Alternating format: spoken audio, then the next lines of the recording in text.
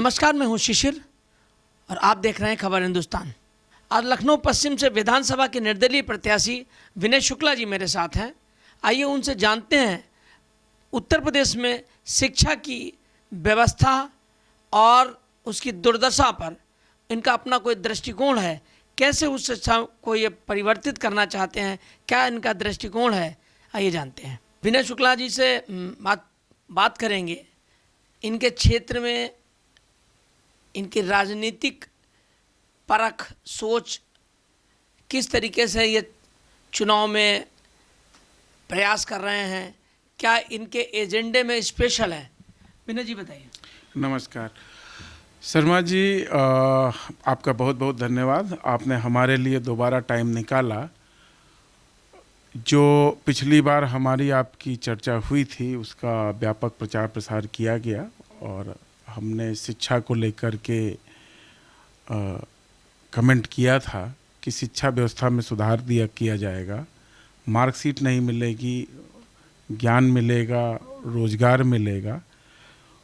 उसके ऊपर हमारे प्रचार में व्यापक कमेंट आए, व्यापक तौर पे लोगों ने उसको देखा और जानना चाहा कि आखिर जो बात आप ये कह रहे हैं ये कैसे संभव है। तो मैं ये कहना चाहूँगा, अगर समस्या होती है तो समाधान भी होता है। सब कुछ संभव है। अगर आपका वोट हेलीकॉप्टर के बटन पर आता है, आप 23 फरवरी 2022 को लखनऊ पश्चिम के विधानसभा के मतदान बूथ पर जा कर के हेलीकॉप्टर का बटन दबाते हैं तो शिक्षा में व्यापक सुधार के लिए कम से कम एक रास्ता खुलेगा। एक आदमी, एक व्यक्ति जिसका विजन क्लियर है कि उसे शिक्षा में क्या सुधार करना है, वो सिस्टम के अंदर जाएगा और सुधार करेगा। एक समस्या है सबसे बड़ी बेसिक शिक्षा को लेके। बेसिक शिक्षा का जो स्तर है उत्तर प्रदेश में नहीं पूरे भारतवर्ष में सबसे ज़्यादा खराब, सबसे दयनीय स्थिति में। क्या करना चाहेंगे बेसिक शिक्षा के लिए? पिछले 5-10 सालों में पूर्णतः ख़त्म कर दिया गया। एक सेट एजेंडा है रट्टा मार मार के कि ये करना ये करना ये करना। बच्चे को कुछ उसके दिमाग में बैठे ना बैठे, लेकिन उसने रट्टा लगा लिया, कॉपी पे लिख दिया और वो सही हो गया, उसको नंबर मिल गए। इस सोच से हमें बाहर निकलना है। सबसे बड़ी समस्या बेसिक शिक्षा में एक प्राइवेट सेक्टर के स्कूल हैं और एक सरकार के द्वारा प्रायोजित सरकार के स्कूल हैं। सरकारी स्कूलों में बच्चों को बैठने की व्यवस्था नहीं है, बच्चों के खेलने की व्यवस्था नहीं। एक छोटा सा विद्यालय, उसमें 4 और 5 सरकारी टीचर हैं। जो सरकारी टीचर कभी पढ़ाने ही नहीं जाते हैं तो अल्टरनेट डे में गए या किसी तरीके से। तो जो स्थिति है वो बड़ी ख़राब है, जबकि खर्चे प्राइवेट से कई गुना ज़्यादा हैं। इसमें क्या करना चाहिए? जो मैं सोच रहा हूँ, प्राइवेट में निश्चित रूप से अध्यापक जाते हैं और वो अल्प वेतन वाले अध्यापक होते हैं, उनसे बंधुआ मजदूरों की तरह काम लिया जाता है। वास्तव में जो प्राइवेट स्कूल का शिक्षक है वो फ्रस्ट्रेटेड आदमी है, जिसने ऐसी शिक्षा पाई जिसका वो उपयोग कहीं नहीं कर पाया, तो वो आगे अपना अल्प अधूरे ज्ञान को ट्रांसफ़र करने के लिए बच्चों को। तो प्राइवेट स्कूलों का इंफ्रास्ट्रक्चर बहुत अच्छा हो सकता है और अच्छा है, लेकिन जो उनसे बच्चे तैयार हो रहे हैं वो भी उतने ही उपयोगी हैं। बीइंग अ इंडस्ट्रियलिस्ट, 10-12 साल फैक्ट्री चलाना और विदेशों में घूमना, देखना, काम करने, मैंने पाया है कि व्यापारियों के पास काम के बंदे नहीं हैं और बेरोजगारों की फ़ौज खड़ी है। तो ये कहना कि प्राइवेट शिक्षा भी बहुत अच्छी है, सरकारी शिक्षा खराब है, बहुत उचित नहीं है शर्मा जी।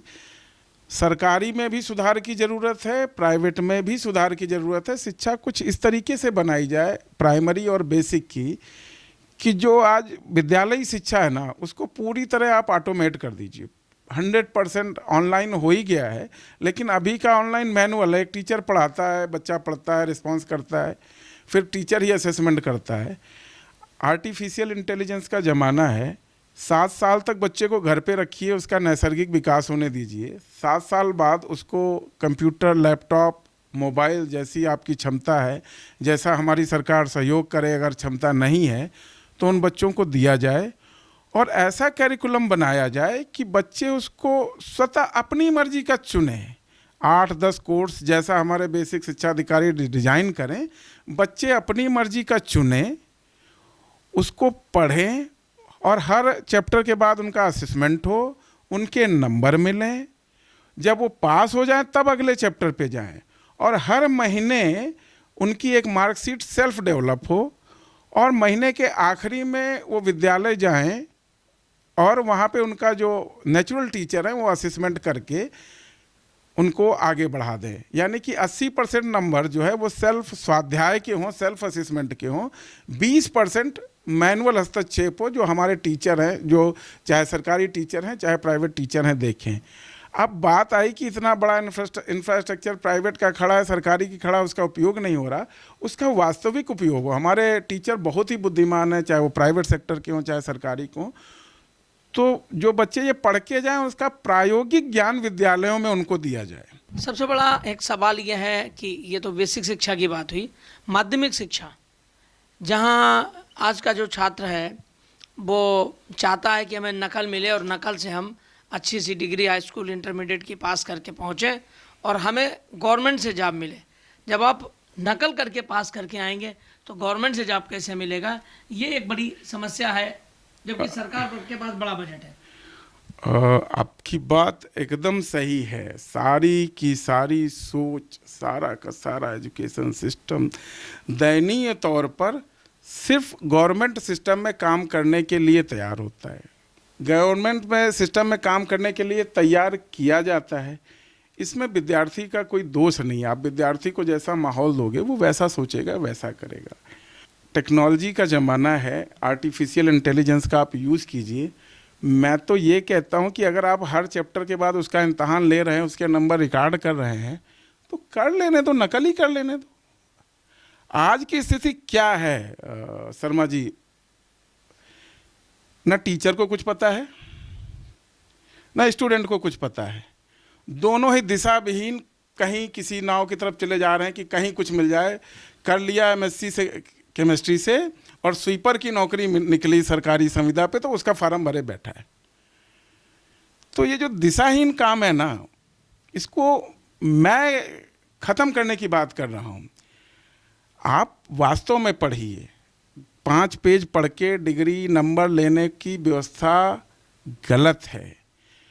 5-10 पन्ने पढ़ कर के, टीचर के नोट्स बनाए हुए पढ़ कर के या बाज़ार के नोट्स आए पढ़ कर के आपने मार्कशीट डिग्री ले ली, वो डिग्री आपकी बेइज्जती है और देने वाले की महा बेइज्जती है।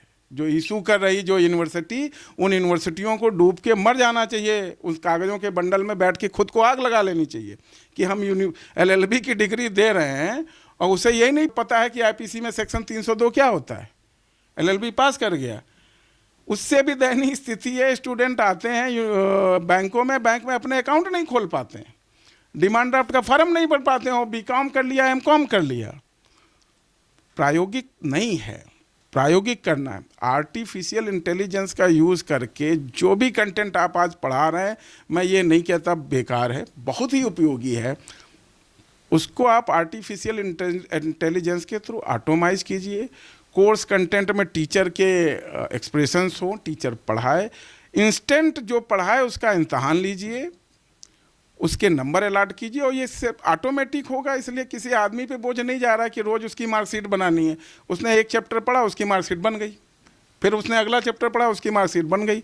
अच्छा, इसका दूसरा जो सबसे बड़ा फ़ायदा हो रहा है, जो तेज़ बच्चा है, जो एक बार में चैप्टर पढ़ के समझ जाता है, वो हो सकता है आपका 1 साल का कोर्स 3 महीने में पूरा कर ले। तो उसको आगे जाने दो भाई, उसको ऊपर वाले ने दिमाग दिया है, उसको क्यों पीछे ढकेलो भाई। जो कमज़ोर है उसको क्यों पीछे ढकेलो, उसको आगे जाने दो। कमज़ोर बच्चे को क्या फ़ायदा है कि वो उसको 5 बार पढ़ने का मौका मिलेगा, 6 बार पढ़ने का मौका मिलेगा, वो साल भर में तो क्वालिफाई कर ही लेगा। आज 21वीं 22वीं सदी में इस बात की उपयोगिता ना के बराबर है। हमारे सबके हाथ में मोबाइल है, कई गुना डाटा उसमें ऑलरेडी स्टोर है। नन्हे बच्चे हमारे गूगल करके खेल निकाल लेते हैं, काम कर लेते हैं।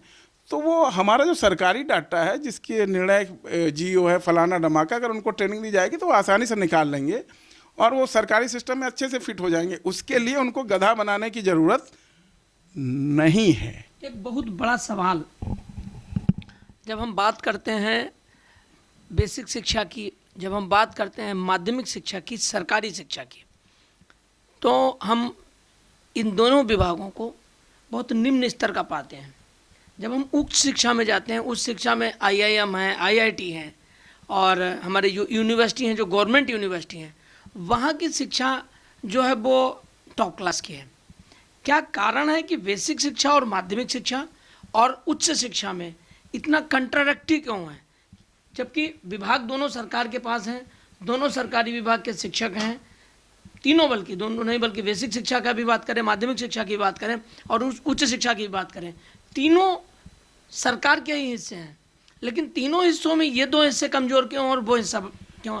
क्या इसमें इस तरीके के बदलाव करना चाहेंगे आप, अगर आप विधायक बनते हैं तो? देखिए, तारतम्य की कमी है। जो यूनिवर्सिटी है, हायर एजुकेशन है, वो ऑलमोस्ट सेंट्रल गवर्नमेंट के कंट्रोल में है, वाया UGC या नई संस्था जो बनाई है उसके थ्रू कंट्रोल कर रहे हैं IIM को, IITs को। और जो हमारी प्राइमरी और बेसिक और माध्यमिक शिक्षा है वो स्टेट गवर्नमेंट्स कंट्रोल कर रही हैं। दोनों में तारतम्य का अभाव है। वो कुछ सोचते हैं, उनके ऑब्जेक्टिव कुछ होते हैं, और वो सेंट्रल गवर्नमेंट निश्चित रूप से विश्व के कई और देशों के संपर्क में रहते हैं, तो वो अपेक्षाकृत अच्छा स्तर लेके आते हैं। मैं यदि सिस्टम में आ पाया या आ गया तो जो इंडस्ट्री की आवश्यकता है, जैसा यूनाइटेड स्टेट में होता है, वो बच्चों को पढ़ाते पढ़ाते नहीं चले जा रहे हैं। वो एक लेवल के बाद कहते हैं, एक लेवल तक एजुकेशन फ्री, उसके बाद कहते हैं भाई आप आओ, काम करो, कमाओ और आगे पढ़ो।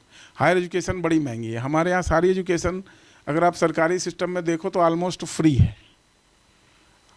यूनिवर्सिटीज़ में नाम करने को फीस है, और जो प्रिविलेज कैटेगरीज हैं या रिजर्व कैटेगरीज हैं उनको तो और सरकार देती भी है कि आप पढ़ो किसी तरीके से। लेकिन इस सारे कंटेंट में जो मेरे को कमी नज़र आती है वो इंडस्ट्री ओरिएंटेड नहीं है। चाहे यूनिवर्सिटी की एजुकेशन है, चाहे बेसिक एजुकेशन है, चाहे प्राइमरी एजुकेशन है, उसका इंडस्ट्री से कोई वास्ता नहीं है। परिणाम स्वरूप जो ये बच्चे पढ़ कर के सरकारी सिस्टम में जाते हैं तो उनको भी काम करना होता, तो उनको भी बेसिक इंडस्ट्री की रिक्वायरमेंट्स नहीं पता होती हैं। मैं कई ऐसे अधिकारियों को जानता हूँ, बड़ी उच्च पोस्ट पे हैं आजकल, उनको ACS कहा जाने लगा है, लेकिन इंडस्ट्री का लेवल उनको शून्य है। तो अगर इंडस्ट्री ओरिएंटेड एजुकेशन नहीं है तो अनएम्प्लॉयमेंट को आप ख़त्म नहीं कर सकते। सारा का सारा सरकारी सिस्टम में ही काम करेगा, और जहाँ काम लगभग नहीं ही होता है तो आप कोई ग्रोथ नहीं कर सकते। आप जापान से पीछे क्यों हैं, आप चाइना से पीछे क्यों हैं, या आप इजराइल से पीछे क्यों हैं? बेसिक कारण यही है कि आपका एजुकेशन जो है वो इंडस्ट्री ओरिएंटेड नहीं है।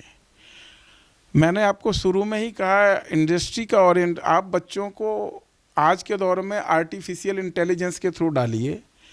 इंडस्ट्रीज़ के मेंटर जो ऑनलाइन अवेलेबल हों, जो कोर्स कंटेंट तैयार करें, वो बच्चों को ट्रेनिंग दें और शुरू से ट्रेनिंग दें। अगर बेसिक लेवल का बच्चा 6, 7, 8 का बच्चा वेपन डिज़ाइनिंग का काम करना चाहता है, वेपन डिज़ाइनिंग को समझना चाहता है, तो मेरी नॉलेज में, मेरी सोच में, और पूर्ववर्ती सरकारों की भी सोच रही, उन्होंने NCC जैसा वो करिकुलम डाला ताकि बच्चे हथियार चलाना सीख सकें। तो हथियार की डिज़ाइन भी अगर बच्चे सीखते हैं, बम बनाना भी अगर बच्चे सीखना चाहते हैं, तो मेरी नज़र में कुछ गलत नहीं है। आप DRDOs के मेंटर को लगाइए, आर्टिफिशियल इंटेलिजेंस का कंटेंट तैयार करिए, बच्चे सीखें, ग्रोथ करेंगे। उसी तरह ज्वेलरी डिजाइनिंग सीखना चाहते हैं, ज्वेलरी डिजाइनिंग सीखें, सॉफ्टवेयर डिजाइनिंग सीखना चाहते हैं, सॉफ्टवेयर डिजाइनिंग सीखें, या इंडस्ट्री में एग्रीकल्चर का जो, मतलब हमारे प्रदेश में करीबन 12-15 एग्रीकल्चर यूनिवर्सिटी होंगी देश में, करीबन 150-200 ICR एग्रीकल्चर यूनिवर्सिटीज़ का मिला के। और कहना नहीं चाहिए, मतलब कि जो एग्रीकल्चर से पढ़े वो खेत में जाने से डरते हैं। 70 साल की हमारी एग्रीकल्चर की जो कंटेंट है, जो डीन, डायरेक्टर, ABCDE, पता नहीं कितनी कितनी पोस्टें हैं, हैवी, और बहुत बड़ा बजट उसमें डेडिकेट किया गया। वो खेत में जाने से डरते हैं। ऐसी एजुकेशन का क्या मतलब है? तो मैं ये चाहता हूँ कि आप खेती की बात सिखाना चाहते हो तो खेत से सिखाएं ना। हमारे मेंटर जो यूनिवर्सिटीज़ के मेंटर हैं या जो टीचर है या हम कहते हैं जो बढ़िया किसान है, उसके थ्रू आप बच्चों को ऑनलाइन आर्टिफिशियल इंटेलिजेंस के थ्रू लें। किसान बढ़िया बताएगा, खेत में उसने कब बीज बोया, बीज से क्या बना, कैसे हुआ, किसान बेहतर बनाएगा। और जो आज का जो कंटेंट है वो आर्टिफिशियल इंटेलिजेंस के थ्रू अवेलेबल रहेगा, और जो बढ़िया वनस्पति वैज्ञानिक या टीचर हैं वो उसको और सुधार करें, और ये काम लगातार चले। बच्चे का असेसमेंट लगातार हो। कई नेचुरल प्रक्रियाएं हैं, बच्चे बीमार हो गए, कोई और समस्या आ गई, बच्चे काम नहीं कर पाते हैं, और ये सारे बच्चों के साथ होता है। तो साल भर अगर आप असेसमेंट करेंगे और उस असेसमेंट का 80% आप उनकी मार्कशीट में चढ़ाएंगे, तो पहली चीज़ तो जो सबसे बड़ी कमी पैदा हो गई, जिसकी वजह से नकलों के 20 पन्ने पढ़ के जो पास होकर डिग्रियां निकलने लगी हैं, PhD की डिग्रियां भी निकलने लगी हैं। प्राइवेट यूनिवर्सिटीज़, सरकारी यूनिवर्सिटीज़ में स्थिति ये बन गई है कि किसी का कंटेंट उठाया, कॉपी पेस्ट किया और डॉक्टर साहब बन गए। तो सबसे पहले तो वो प्रक्रम रुक जाएगा। क्यों? क्योंकि उसे डेली पढ़ना है, उसके डेली मार्क्स बनेंगे, उसको वो मार्कशीट मतलब उसके कैरियर का हिस्सा होगा। तो सबसे पहले तो ये जो बहुत बड़ी खामी सिस्टम में पैदा हो गई है वो ख़त्म हो जाएगी। और उसके बाद 20% के लिए मैं तो चाहूँगा कि प्रैक्टिकल इम्तहान लिया जाए। हमारे कॉलेजेस में जो मैं कह रहा हूँ वो घर में भी हो सकता है, कहीं भी है, रास्ते में बच्चा है रास्ते में भी सीख सकता है, क्योंकि आर्टिफिशियल इंटेलिजेंस का ज़माना है, हाथ में मोबाइल सेट है, बहुत बढ़िया कनेक्टिविटी हमारे माननीय प्रधानमंत्री मोदी जी ने वाया प्राइवेट सेक्टर अवेलेबल करा दी है।